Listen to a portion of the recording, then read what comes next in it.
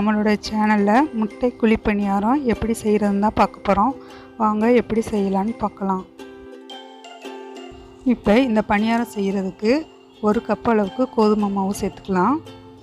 இப்போ 1 கப் அளவுக்கு ரவை, 1 கப் அளவுக்கு சீனி, கொஞ்சோண்டு சோடா உப்பு, 2 முட்டை, இப்போ 1 கப் அளவுக்கு பால் சேர்த்துக்கலாம்.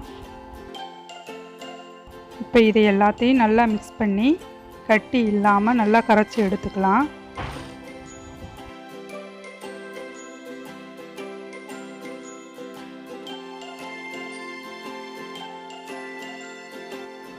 இப்போ பாருங்கள், மாவு நல்லா கரைச்சாச்சு. இந்த மாதிரி கட்டி எதுவும் இல்லாமல் நல்லா கரைச்சி எடுத்துக்கணும்.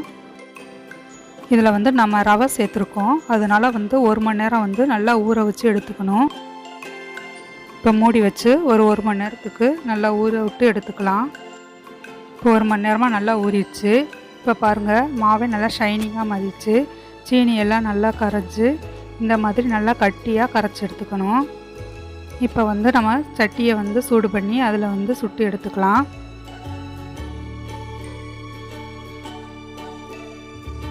இப்போ சட்டி சூடானதுக்கப்புறமா நான் பட்டர் சேர்த்துக்கிறேன்.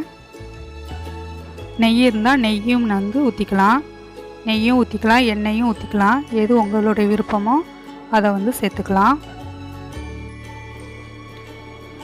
இப்போ எல்லாத்துலேயும் பட்டர் அப்ளை பண்ணியாச்சு.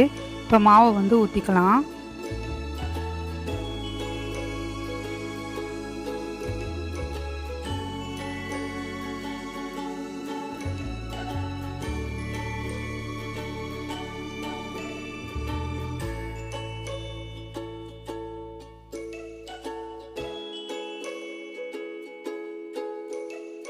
இப்போ மாவு எல்லா குழியிலையும் ஊற்றியாச்சு.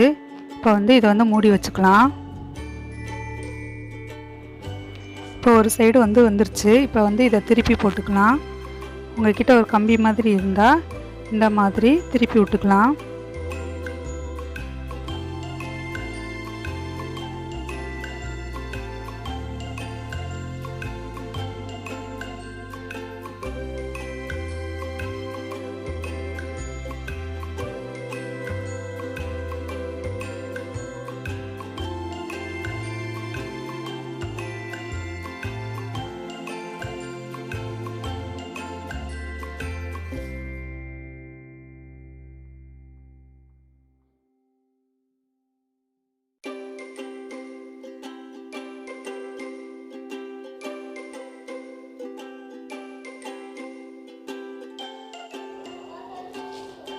இப்போ இன்னொரு சைடு பட்டர் அப்ளை பண்ணிக்கலாம்.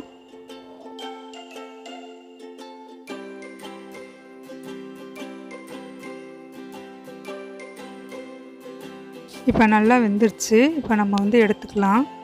இப்போ நம்மளுடைய முட்டை பணியாரம் ரெடி ஆயிடுச்சு.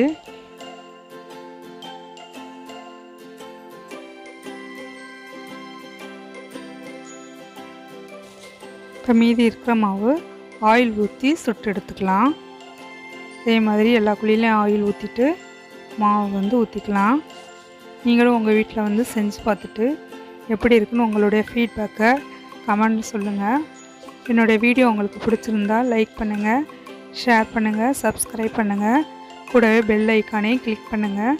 அப்போனா தான் நான் போடுற வீடியோ உங்களுக்கு உடனுக்குடன் நோட்டிஃபிகேஷனில் வரும். நீங்களும் வீடியோ மிஸ் பண்ணாமல் பார்த்துக்கலாம். இப்போ இது 2 பக்கமும் வெந்துருச்சு. இப்போ நம்ம எடுத்துக்கலாம்.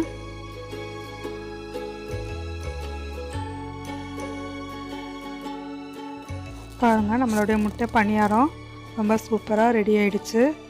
எவ்வளோ சாஃப்டாக இருக்குதுன்னு பாருங்கள்.